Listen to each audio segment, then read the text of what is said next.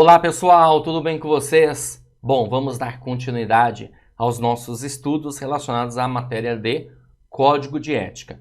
Nesse vídeo, nós vamos tratar do Decreto 6.029 de 2007, que institui o Sistema de Gestão, de Ética Pública.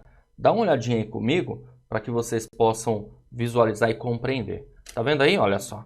Nós temos então o Decreto 6.029 de 1º de fevereiro de 2007, institui o Sistema de Gestão de Ética do Poder Executivo Federal. Então nós vamos tratar dele, vamos passar por todo o decreto e verificar, obviamente, o que é mais importante guardarmos a respeito do assunto, tá bom? Então, bora lá, vamos começar aqui.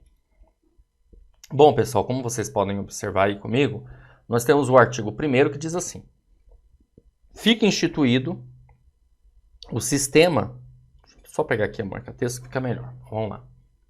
O Sistema de Gestão da Ética do Poder Executivo Federal, com a finalidade de promover atividades que dispõem sobre a conduta ética no âmbito do Executivo Federal, competindo-lhe integrar os órgãos, programas e ações relacionadas com a ética pública. Então, cria-se então um sistema de gestão da ética pública e aí a ideia é integrar os órgãos. Contribuir para a implementação de políticas públicas, tendo a transparência e o acesso à informação como instrumentos fundamentais para o exercício de gestão da ética pública. Promover, com apoio dos segmentos pertinentes, a compatibilização e interação das normas, dos procedimentos técnicos e da gestão relativos à ética pública. Articular ações com vistas a estabelecer e também efetivar procedimentos de incentivo e incremento ao desempenho institucional da gestão da ética pública no Estado brasileiro. Então, como a gente pode observar, perceber, o código, esse decreto 6.029 de 2007, ele faz o quê? Ele procura criar um sistema integrado em que todos os órgãos aí do Poder Executivo Federal participarão a partir das suas comissões, ok? Para incorporar, para promover, para contribuir para o melhoramento da ética na administração pública. Ou seja, isso significa dizer fazer uma boa gestão, um bom planejamento, ter um desempenho adequado, incentivar os servidores públicos nesse sentido também. Tá certo? Beleza? Bom, e aí é o seguinte, o próximo artigo aqui, que é o artigo 2º, ele vai informar para nós quem integra o sistema de gestão. Olha só, integram o Sistema de Gestão da Ética do Poder Executivo Federal, a Comissão de Ética Pública, a CEP, instituída pelo Decreto 26 de 99, as comissões de ética de que trata o Decreto 1171 de 94 e demais comissões de ética equivalentes nas entidades e órgãos do Poder Executivo Federal. Então, para a gente entender, vamos lá. Comissão de Ética Pública, a CEP, existe uma única, tá? Uma única, só existe uma, certo? Aqui nós temos até uma ideia de hierarquia aqui das comissões, tá? As comissões de ética de que trata o Decreto 1171/94 são as comissões dos órgãos e das entidades, ok? E demais comissões são outras comissões necessárias que podem existir também nos órgãos e entidades do Poder Executivo Federal, porque às vezes, dependendo do tamanho do órgão, do tipo de órgão, não dá para você ter uma única comissão. Então, é preciso ter comissões, por exemplo, comissões regionais. E essas comissões regionais atuarão para que elas possam repassar as informações para a comissão aí principal, vamos dizer assim, tudo bem? Tanto é que essas demais comissões que é tratada aqui no item 3, é a única vez que a gente vai falar sobre elas. Não tem nenhuma informação a respeito de como, quem são os membros, quantos membros e assim por diante. Já o item 1 e 2, nos próximos artigos aí, nós vamos tratar a respeito delas, quais são as suas atribuições, as suas funções, quantos membros participam de cada uma dessas comissões, ok? Vamos verificar, dando continuidade aqui. Artigo 3º. O artigo 3º justamente vai tratar do quê? Da CEP, da Comissão de Ética Pública. A Comissão de Ética Pública será integrada por 7 brasileiros que preencham os requisitos de idoneidade moral, reputação ilibada e notória experiência em administração pública. Então veja bem que interessante, pessoal. Essa comissão, ela, na verdade, o que vai acontecer? Ela é integrada por 7 brasileiros. Podem ser brasileiros natos, podem ser brasileiros naturalizados, sem problema algum, certo? Beleza? Uma coisa a gente tem certeza, não pode ser estrangeiro. Por quê? Porque deixa muito claro que tem que ser brasileiro. São 7 que vão integrar a comissão.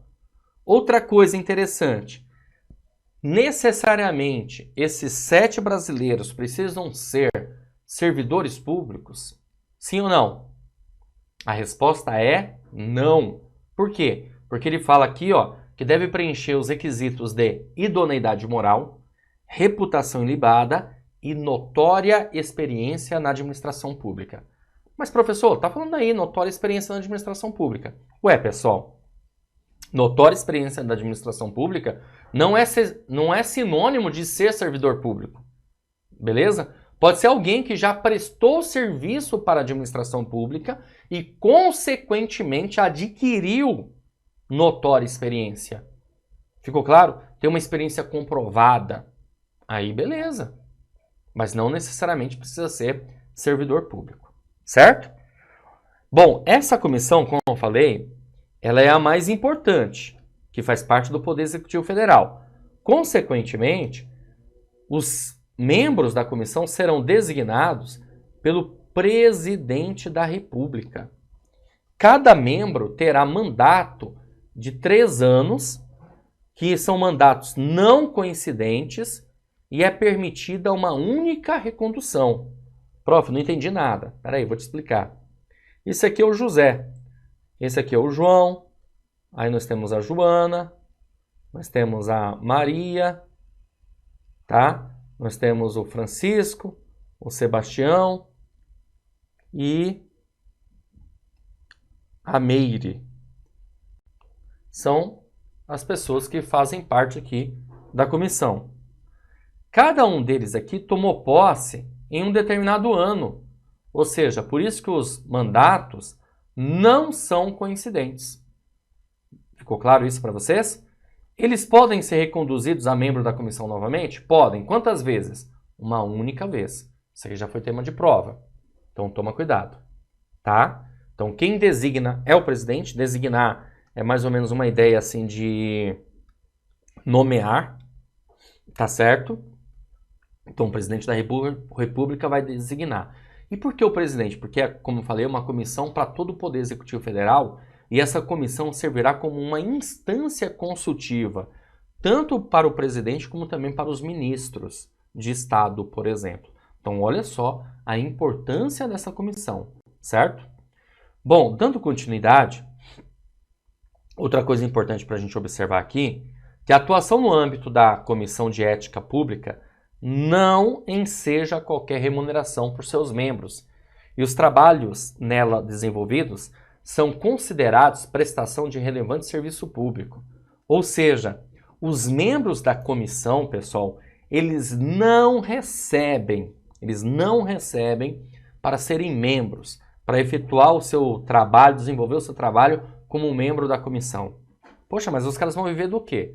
Pessoal, é o seguinte, o camarada vai ser membro da comissão. Quem pode ser? Qualquer brasileiro, você já sabe. Mas vamos ser bem sinceros, né? Claro que não vai ser qualquer brasileiro.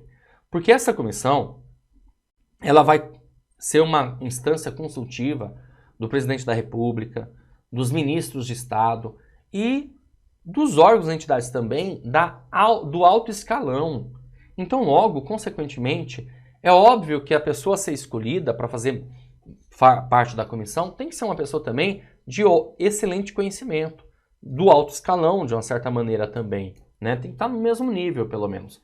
Então é óbvio que essa pessoa não está preocupada ali, no caso, com salário, né? Diferente de mim, de você, a gente vai se preocupar. Pô, eu vou fazer parte de uma comissão, vou ter que ir lá para Brasília, não vou receber o meu dia, e aí, como que eu faço? Né? Eles não vão ter essa preocupação. Ficou claro? Beleza? Bom, o parágrafo 2º diz o seguinte: o presidente da comissão terá o voto de qualidade nas deliberações da comissão, ou seja, o voto de Minerva, né? Aquele que desempata. Parágrafo 3º. Os mandatos dos primeiros membros serão de 1, 2 e 3 anos, estabelecidos no decreto de designação. Pessoal, por que os mandatos dos primeiros membros são mandatos diferentes? Já que eu acabei de comentar para você que cada membro terá mandatos de 3 anos, mas o parágrafo 3º fala diferente. Vou te explicar. Porque, imagina assim, essa situação, o decreto é de 2007. Então, até então, nós não tínhamos uma comissão, logo até então nós não tínhamos membros para fazer parte da comissão, certo? Aí, a partir do momento que a gente começa a ter membros na comissão, só que os mandatos não podem ser coincidentes, se a gente colocar todo mundo 3 anos, sempre vai ser coincidente. Então, os primeiros membros, né, um vai ter mandato de 3 anos, outro vai ter mandato de 1 ano, outro vai ter mandato de 2 anos. Para quê? Para que lá na frente seja possível o que falou ali no artigo 3º, de mandatos não coincidentes. Beleza? Deu para entender? Então, bora continuar. Vamos lá. Artigo 4º. A CEP compete. Quais são as competências da Comissão de Ética Pública? Atuar como instância consultiva do Presidente da República e dos ministros de Estado em matéria de ética pública. Então, você vê, vai ser uma instância consultiva, tipo uma consultoria, né? Vai administrar a aplicação do Código de Conduta da Alta Administração Federal. Olha que interessante, pessoal, peraí. Veja que interessante. Se uma pessoa, se um servidor público, um assistente, um técnico administrativo, né, um pessoal da área operacional, comete uma falta ética, será que vai ser essa comissão que vai avaliar? A resposta é não. Por quê? Porque essa comissão de ética pública, ela aplica o Código de Conduta da Alta Administração Federal. O que isso tem a ver? Tem a ver que, nesse caso, ela vai só se preocupar com alto escalão, pessoal que está lá no nível superior, entende? A não ser que a pessoa seja membro da comissão de ética do órgão. Aí sim, por ela ter uma maior responsabilidade. Se ela faltar com a ética, aí essa comissão de ética, chamada Comissão de Ética Pública, ela vai apurar o caso, né, ali da falta de ética. Certo? Continuando. Vamos lá. Então veja, ó. Então ela vai administrar a aplicação do Código de Conduta da Alta Administração Federal, devendo submeter ao Presidente da República medidas para o seu aprimoramento. Por quê? Porque ela está, né, subordinada ao Presidente.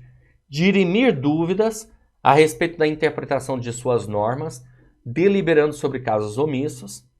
Apurar, mediante denúncia ou de ofício, condutas em desacordo com as normas nele previstas, quando praticadas pelas autoridades a ele submetidas. Tá?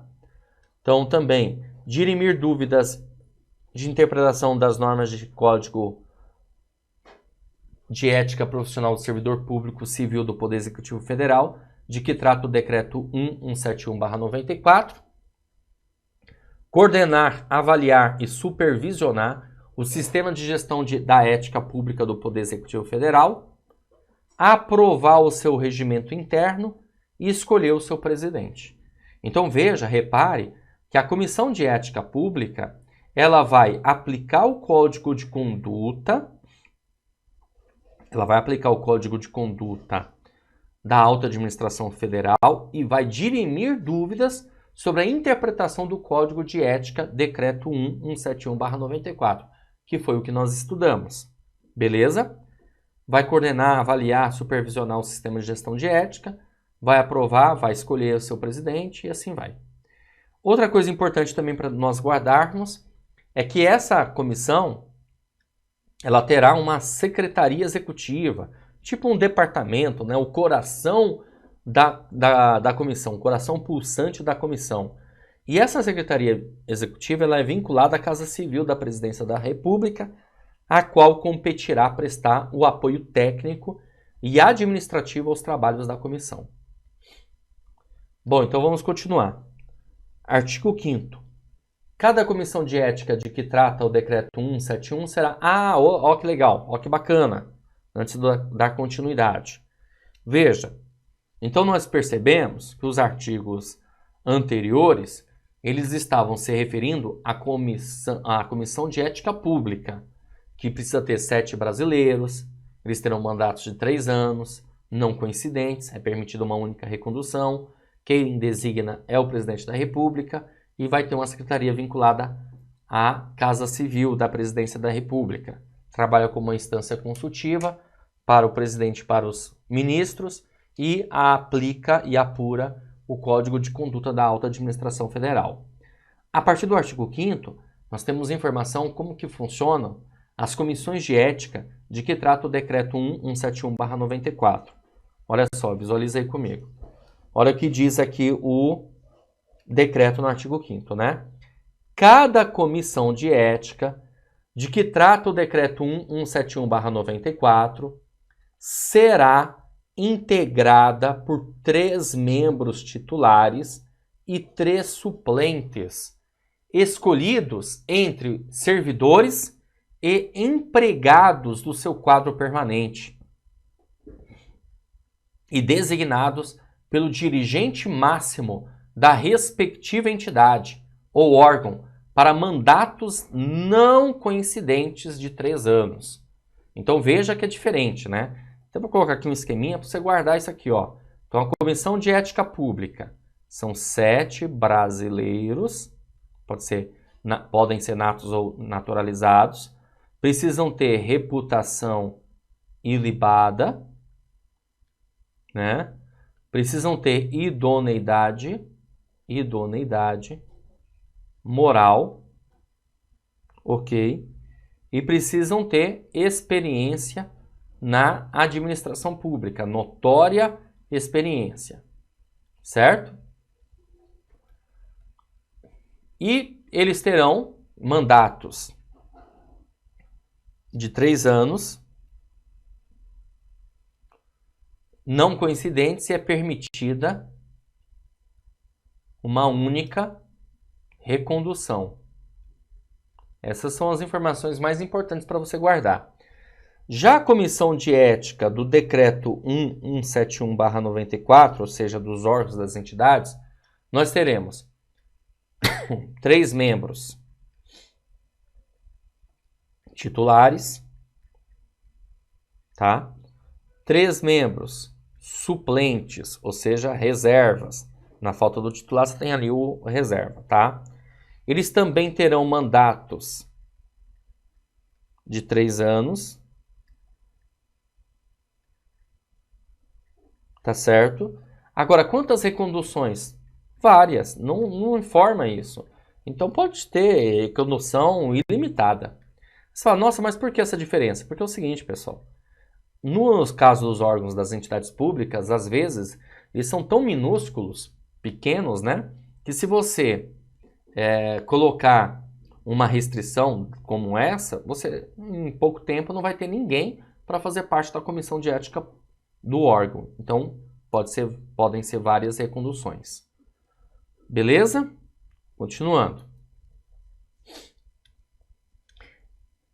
Artigo 6º. É dever do titular de entidade ou órgão da administração pública federal, direta e indireta, assegurar as condições de trabalho para que as comissões de ética cumpram suas funções, inclusive para que do exercício das atribuições de seus integrantes não lhes resulte qualquer prejuízo ou dano.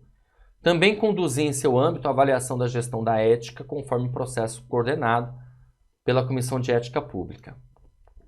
Artigo 7º. Compete às comissões de ética de que tratam os incisos 2 e 3 do artigo 2º atuar como instância consultiva de dirigentes e servidores no âmbito do seu respectivo órgão ou entidade.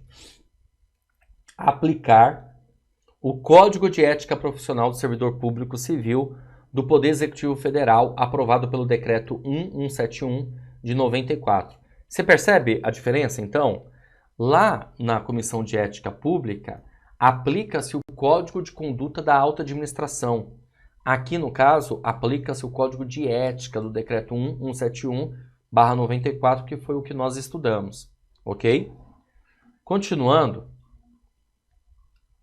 como ele vai aplicar o Código de Ética do Decreto 1171/94, então deve submeter à Comissão de Ética Pública propostas para o seu aperfeiçoamento, dirimir dúvidas a respeito da interpretação de suas normas e deliberar sobre casos omissos, apurar mediante denúncia ou de ofício conduta em desacordo com as normas éticas pertinentes e recomendar, acompanhar e avaliar, no âmbito do órgão ou entidade a que estiver vinculada, o desenvolvimento de ações objetivando a disseminação, a capacitação, o treinamento sobre as normas de ética e disciplina.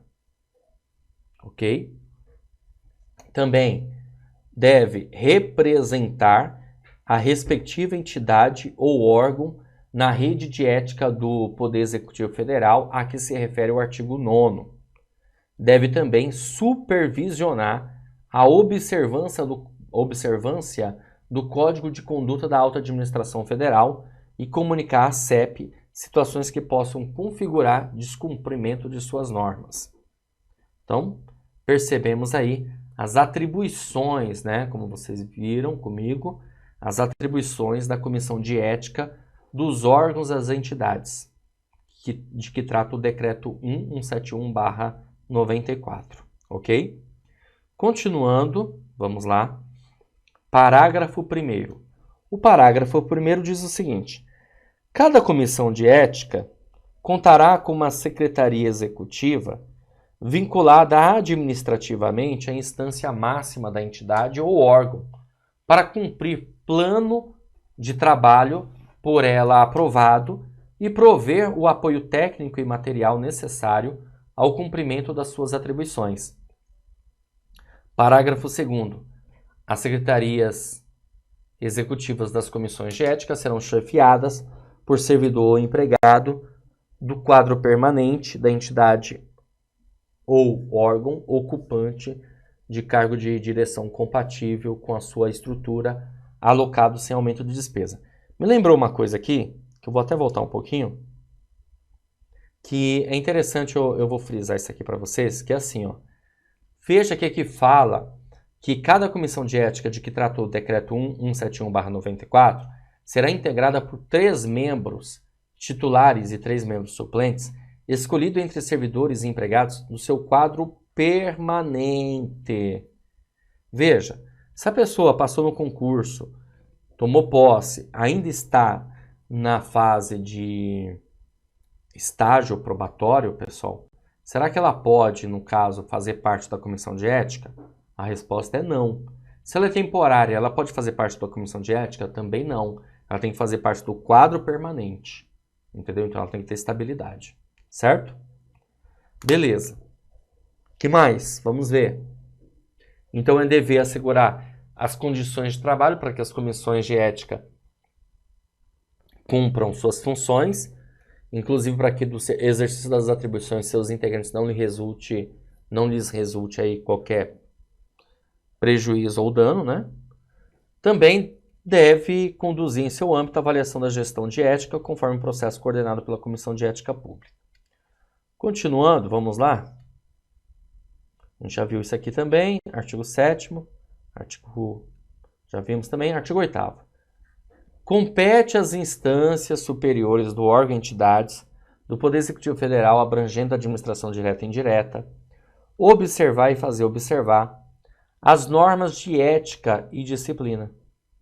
Também constituir comissão de ética e garantir os recursos humanos, os recursos materiais, os recursos financeiros, para que a comissão cumpra com as suas atribuições. E também atender com prioridade as solicitações da Comissão de Ética Pública. Certo? Continuando, artigo 9º. O artigo 9º diz o seguinte: fica constituída a rede de ética do Poder Executivo Federal, integrada pelos representantes das comissões de ética, de que tratam os incisos 1, 2 e 3 do artigo 2º, com o objetivo de promover a cooperação técnica e a avaliação da gestão da ética. Os integrantes da rede de ética se reunirão sob a coordenação da Comissão de Ética Pública pelo menos uma vez por ano para avaliar programas e ações para a promoção da ética na administração pública. Artigo 10. Os trabalhos da CEP e das demais comissões de ética devem ser desenvolvidos com celeridade e observância dos seguintes princípios. Primeiro, proteção à honra e à imagem da pessoa investigada, proteção à identidade do denunciante, que deverá ser mantida sob reserva, se este assim o desejar, independência e imparcialidade dos seus membros na apuração dos fatos e com as garantias asseguradas neste decreto. Ok?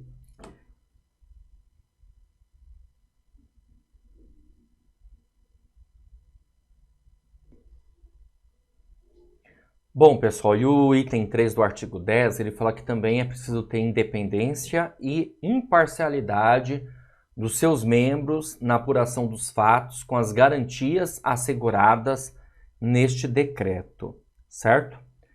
Dando continuidade, artigo 11. O artigo 11 eu quero chamar a atenção de vocês para uma situação, porque ele diz assim: qualquer cidadão, qualquer agente... Opa, peraí que tá saindo tudo torto aqui. Qualquer agente público, qualquer pessoa jurídica de direito privado, associação ou entidade de classe poderá provocar a atuação da CEP ou de comissão de ética, visando a apuração de infração ética imputada a agente público, órgão ou setor específico do ente estatal. Bom, o que eu quero frisar aqui para vocês é o seguinte. Repare que aqui fala de pessoa jurídica de direito privado. Interessante a gente observar o seguinte, que existem também pessoas jurídicas de direito público. Ok? Porém, não é citado no artigo 11. Isso significa dizer que as pessoas jurídicas de direito público não podem provocar a atuação das comissões, tá bom? Não podem provocar a atuação das comissões, certo? Quero que vocês guardem isso. Ah, professor, mas eu não sei a diferença entre pessoa jurídica de direito público e pessoa jurídica de direito privado. Bom, galera, é o seguinte. As pessoas jurídicas de direito privado, melhor começar pelas pessoas jurídicas de direito público. As pessoas jurídicas de direito público são os entes federados, a União, os estados, os municípios e o Distrito Federal. E também as autarquias, tá? São pessoas jurídicas de direito privado. Por quê? Porque foram criadas por lei. Já as pessoas jurídicas de direito público são criadas por lei. Elas não podem provocar a atuação das comissões, percebeu isso, né? As pessoas jurídicas de direito privado, essas sim, podem provocar a atuação da comissão, das comissões. Tá bom? Beleza? Essas são autorizadas por lei ou é uma entidade privada. Ficou claro isso para vocês? Então, beleza. Deixa eu dar continuidade aqui. Para ficar mais clara essa informação, eu vou fazer o seguinte, ó. Deixa eu abrir aqui uma tela em branco. Vamos colocar assim, ó, administração pública. Então, a gente tem aqui a administração pública, temos a administração pública direta e temos a administração pública indireta. A administração pública direta é o DEMO. Então, nós temos aqui o Distrito Federal, os estados, os municípios e a União, certo? Todos esses aqui são pessoas jurídicas de direito público, certo? São criados por lei. E desse lado nós temos a administração pública indireta, a fase, né, que são as fundações, as autarquias, as sociedades de economia mista e também as empresas públicas.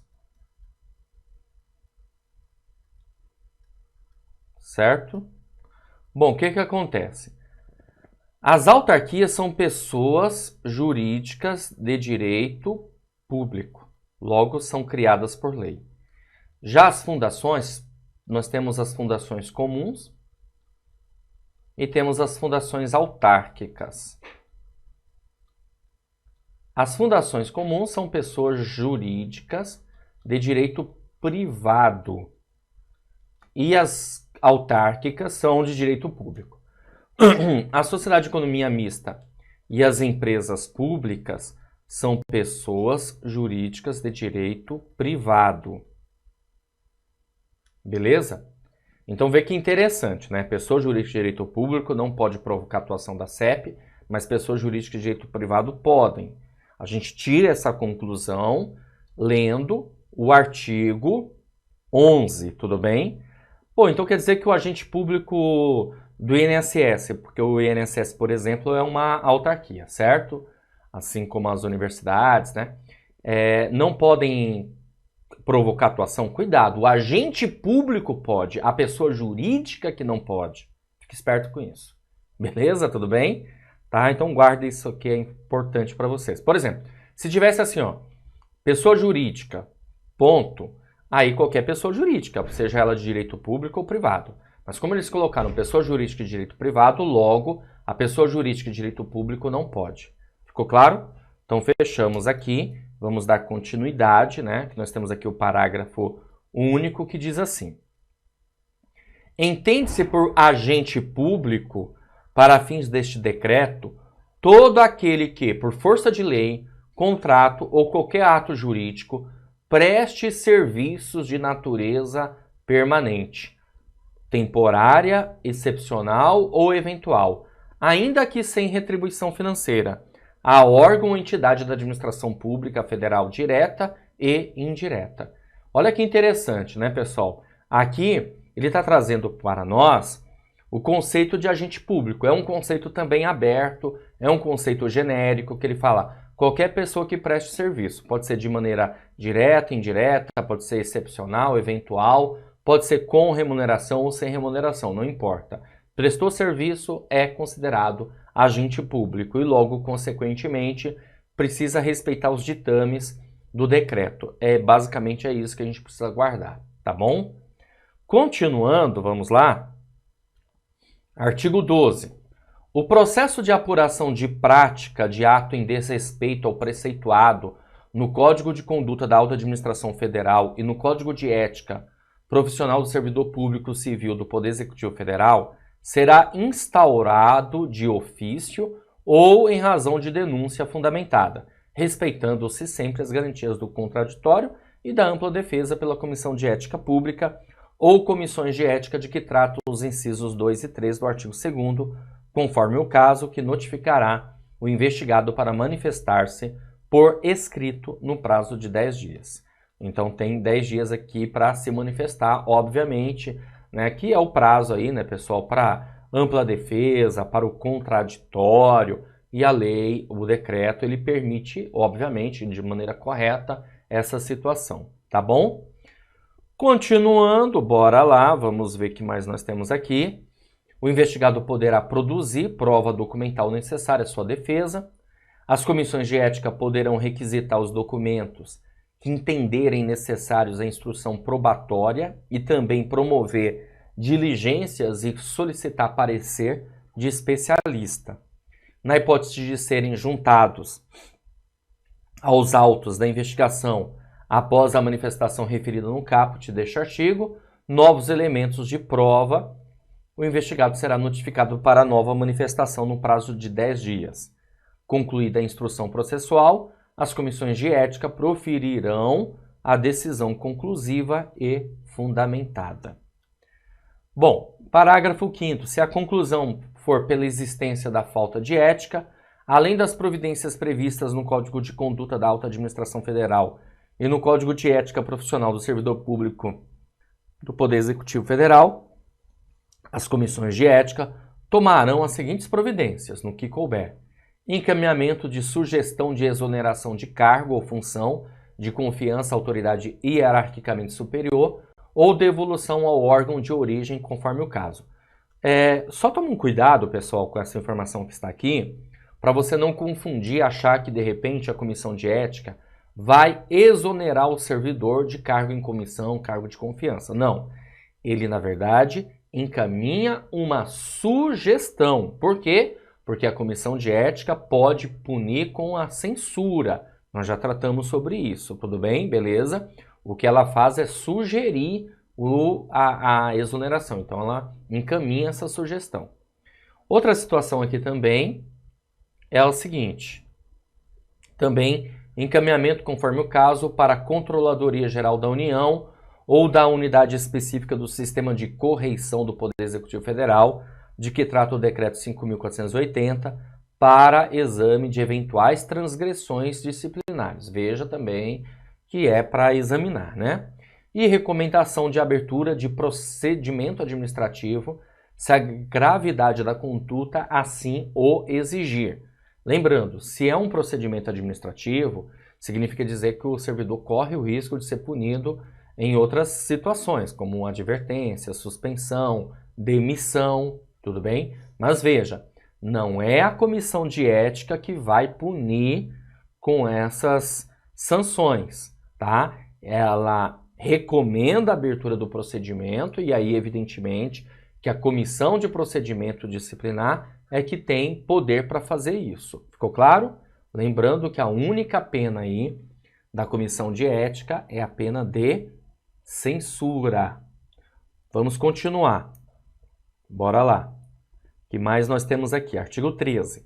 Será mantido com a chancela de reservado até que esteja concluído qualquer procedimento instaurado para apuração de prática em desrespeito às normas éticas.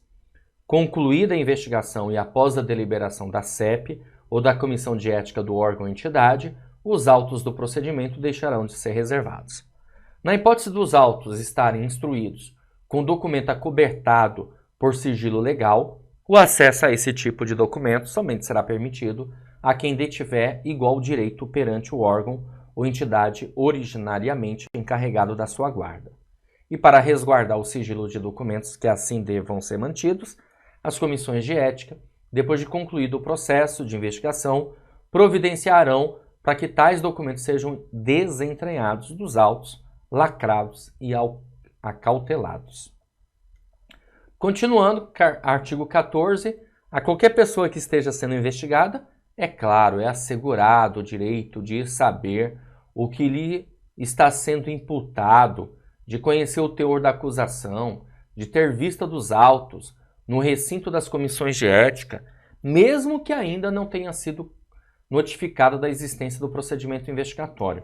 Aqui é interessante, né, pessoal, nós observarmos que ainda antes de uma notificação mesmo, a pessoa já tem o direito de saber o que está sendo imputado, ou seja, qual é a denúncia ali, né, no caso, do que ela pode ali responder. Para quê? Para que ela possa se preparar, para que ela possa preparar a sua defesa, ok?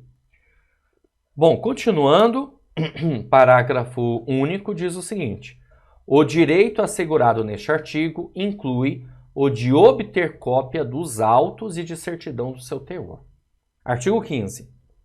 Todo ato de posse, investidura, em função pública ou celebração de contrato de trabalho dos agentes públicos referidos no parágrafo único do artigo 11 deverá ser acompanhado da prestação de compromisso solene de acatamento e observância das regras estabelecidas pelo Código de Conduta da Alta Administração Federal, pelo Código de Ética Profissional do Servidor Público Civil do Poder Executivo Federal e pelo Código de Ética do órgão ou entidade, conforme o caso. Ou seja, a pessoa ela toma posse do cargo, ela vai ter ali um ato solene, tipo um juramento, né, informando que ela vai respeitar as regras dos códigos de ética, entende? Tá? Então, ou seja, a pessoa tem total ciência que existem os códigos de ética e que ela precisa cumprir os procedimentos, certo? Bom, parágrafo único. A posse em cargo ou função pública que submeta a autoridade às normas do Código de Conduta da Alta Administração Federal deve ser precedida de consulta da autoridade à Comissão de Ética Pública acerca de situação que possa suscitar conflito de interesses. Então, se há algum conflito de interesse, é interessante repassar, né, se submeter a isso, à comissão, para que amanhã ou depois não tenha nenhum tipo de problema.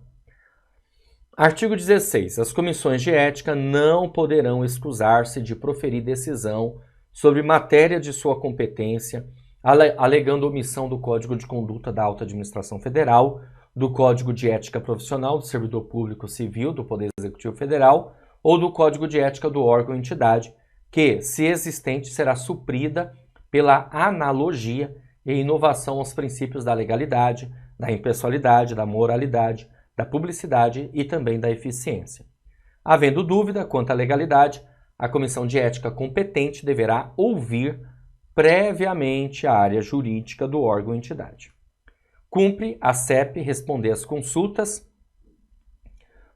sobre os aspectos éticos que lhe forem dirigidas pelas demais comissões de ética e pelos órgãos e entidades que integram o Executivo Federal, bem como pelos cidadãos e servidores que venham a ser indicados para ocupar cargo ou função abrangida pelo Código de Conduta da Alta Administração Federal.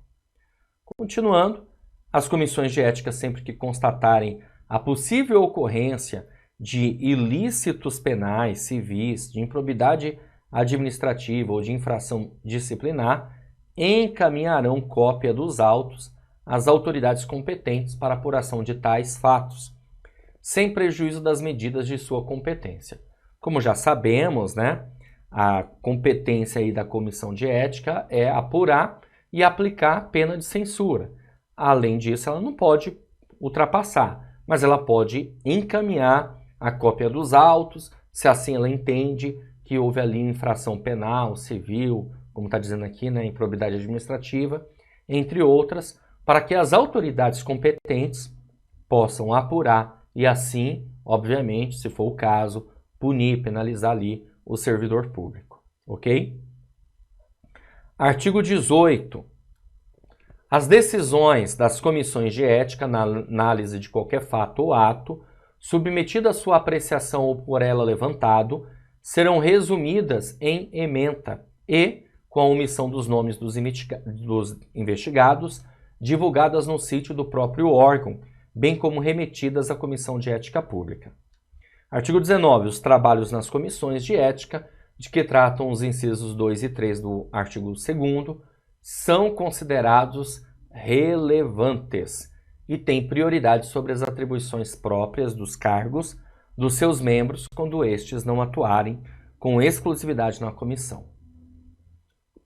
Continuando, artigo 20. Os órgãos e entidades da Administração Pública Federal darão tratamento prioritário às solicitações de documentos necessários à instrução dos procedimentos de investigação instaurados pelas comissões de ética. Na hipótese de haver inobservância do dever funcional previsto no caput, a comissão de ética adotará as providências previstas. As autoridades competentes não poderão alegar sigilo para deixar de prestar informação solicitada pelas comissões de ética. Artigo 21. A infração de natureza ética cometida por membro de comissão de ética de que tratam os incisos 2 e 3 do artigo 2º será apurada pela Comissão de Ética Pública. A Comissão de Ética Pública manterá banco de dados de sanções aplicadas pelas comissões de ética, de que tratam os incisos 2 e 3 do artigo 2º e de suas próprias sanções para fins de consulta pelos órgãos ou entidades da administração pública federal em casos de nomeação para cargo em comissão ou da alta relevância pública. O banco de dados neste artigo engloba as sanções aplicadas a qualquer dos agentes públicos. Então, pessoal, fica assim, né? Na verdade, um banco, né, de dados ali, de sanções que foram aplicadas aos agentes públicos. Isso vai acabar servindo para instruir sobre possíveis promoções, cargos de confiança. Imagina, a pessoa toda hora ali, ela sofre uma punição, uma penalidade de censura, porque falta com a ética. Não cabe, evidentemente, acabar dando um cargo de confiança para essa pessoa, quase como se fosse um prêmio, né? Infelizmente, a gente vê muito isso acontecer no âmbito da administração, principalmente na representatividade aí da área política, infelizmente, mas aqui no caso eu acredito que nos órgãos isso tem uma relevância aí de não acontecer, tá certo? Para não aparecer que é uma coisa impune, né? Vamos continuar. Artigo 23. Os representantes das comissões de ética de que tratam os incisos 2 e 3 do artigo 2º atuarão como elementos de ligação com a CEP, que disporá em resolução própria sobre as atividades que deverão desenvolver para o cumprimento desse mister. Continuando, as normas de conduta, as normas do Código de Conduta da Alta Administração Federal, perdão, do Código de Ética Profissional do Servidor Público Civil do Poder Executivo Federal e do Código de Ética do órgão ou entidade aplicam-se no que couber às autoridades e agentes públicos nele referidos, mesmo quando em gozo de licença. E aqui o artigo 25 ficam revogados os incisos 17, 19, 20, 21, 23, 25 do Código de Ética Profissional do Servidor Público Civil do Poder Executivo Federal, aprovado pelo Decreto 1171, os artigos 2º e 3º do Decreto de 26 de maio de 99, que cria a Comissão de Ética Pública, e os decretos de 30 de agosto de 2000 e de 18 de maio de 2001, que dispõem sobre a Comissão de Ética Pública. É porque, na verdade, o que acontece, né? O Decreto 6.029 de 2007, ele passa a tratar sobre as comissões de ética, sobre o sistema de gestão de ética pública, por isso que ele acaba revogando aí alguns dispositivos do Decreto 1171/94 e de outros também, tá certo? Bom, seguinte, pessoal, assim a gente finaliza aqui o Código de Ética, o Decreto, né, 6.029, e vamos resolver aqui algumas questões relacionadas ao tema, para que vocês possam observar como que já foi, já caiu, né, em provas de concursos. Nós temos essa questão da FCC, INSS, Perito Médico Previdenciário, que diz assim: Manuel, servidor público civil do Poder Executivo Federal, está sendo investigado para apuração de eventual infração ética. Nos termos do Decreto 6.029, Manuel tem o direito de saber o que está sendo, né, imputado, de conhecer o teor da acusação e ter vista dos autos. Onde ele tem esse direito? Alternativa A, no recinto da Comissão de Ética, mesmo que ainda não tenha sido notificada a existência do procedimento investigatório. Pessoal, exatamente isso, a alternativa A já é o nosso gabarito, conforme nós estudamos aqui nessa aula, tá? No recinto da Comissão de Ética, porém, apenas se tiver sido devidamente notificado? Não precisa dessa notificação. Dentro ou fora da comissão? Errado, é no recinto da comissão. Ó, a alternativa D também. E no recinto da comissão, não estando, no entanto, incluído em tal direito de obter cópia dos autos. É claro que tem o direito de obter cópia dos autos até para formular a sua defesa, ok? E nós temos mais uma questão aqui, também caiu para perito médico previdenciário no INSS. Diz assim: no que concerne à Comissão de Ética Pública, consoante as disposições previstas no Decreto número 6.029 de 2007, pode-se afirmar que, alternativa A, contará com uma secretaria executiva vinculada ao Ministério da Justiça, a qual competirá prestar o apoio técnico e administrativo aos trabalhos da comissão. Errado, pessoal. Sim, haverá uma secretaria executiva, mas é vinculada à Casa Civil e não ao Ministério da Justiça, tá? B. Seus integrantes serão designados para mandatos de 3 anos, não coincidentes, sendo vedada a recondução. Errado. É permitida uma única recondução. Ok? Alternativa C. Atuação no âmbito da CEP enseja a remuneração. Errado. Não enseja nenhuma remuneração. D. Compete-lhe, dentre outras atribuições, dirimir dúvidas a respeito de interpretação das normas do Código de Conduta da Alta Administração Federal, deliberando sobre casos omissos. Opa, exatamente isso. A alternativa D é o gabarito da nossa questão. Alternativa E. Deve observar, dentre outros princípios, a proteção à identidade do denunciante, que deverá sempre ser mantida sob reserva. Não, sempre ser mantida sob reserva está errado. Essa proteção à identidade, pessoal, ela será mantida até que seja concluída tudo, tá? Após a conclusão e deliberação da comissão, logo acaba-se aí então o sigilo, tá bom? Bom, assim nós encerramos essa aula. Espero mais uma vez ter contribuído, ter ajudado, que você tenha entendido a respeito dos temas, dos assuntos que foram tratados nessa aula sobre o Decreto 6.029 de 2007, tá bom? Um grande abraço para vocês, a gente se vê, obviamente, numa próxima oportunidade. Valeu! Olá, você acaba de assistir a uma das aulas, ou uma parte das muitas aulas que nós temos aqui no curso preparatório Gabaritando INSS. E se você chegou até aqui é porque você gostou, não foi? Então continue, porque eu tenho um recado importante para te passar. Nós aqui do Vencendo Concursos montamos o curso online preparatório completo para você ser aprovado nesse concurso do INSS, é o Gabaritando INSS. Eu quero aproveitar e passar para você quais são as vantagens do curso preparatório. Primeiro, você vai ter acesso imediato. Então, no momento que você adquirir o curso preparatório, você já recebe no seu e-mail os dados de acesso, login e senha. Você também terá acesso ilimitado, ou seja, você poderá assistir às aulas quantas vezes você quiser. E o curso terá um prazo de 1 ano para você estar acessando, ok? Você terá no curso Teoria e Questões Comentadas. Aliás, são centenas de questões comentadas pelos nossos professores. Além disso, material em PDF, que vai ficar disponível para você. E eu sempre gosto de lembrar que o nosso foco aqui são aulas em vídeo, mas o material em PDF são os slides para você acompanhar. Acredito que fique bem assim como um apoio. E você vai fazer parte de um grupo do WhatsApp para receber notificações, atualizações do curso, tá certo?